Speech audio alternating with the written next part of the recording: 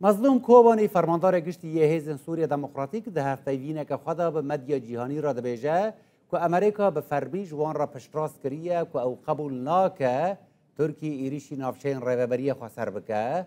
مظلوم کوبانی دبیجه اردوغان هر دم هولا ورگرتنا پشتوانی عالی نافدولتی دده بریا دستێوەردانا سربازی روشا نهال باکر و روجلات سوریه جدایه.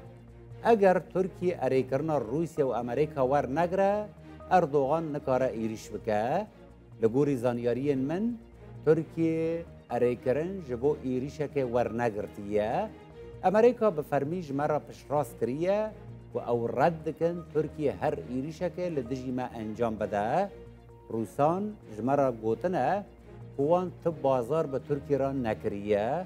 روسیا جمرا گوتیه که ترکیه آگهدار کریه و êrîşa لدجی ما قبول ناکه.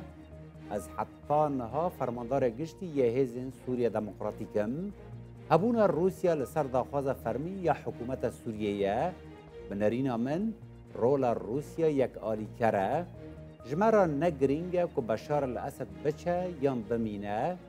اگر گل و حکومت سوریه و آلی نافدولتی لحف کرن ترکیه ده نچار به جناف خاکا سوریه وکشه. اف گوتنین فرماندار گشتی یه هیزن سوریه دموکراتیک مظلوم کوبانی جه مدیا جیهانی را بون ده هفته که خدا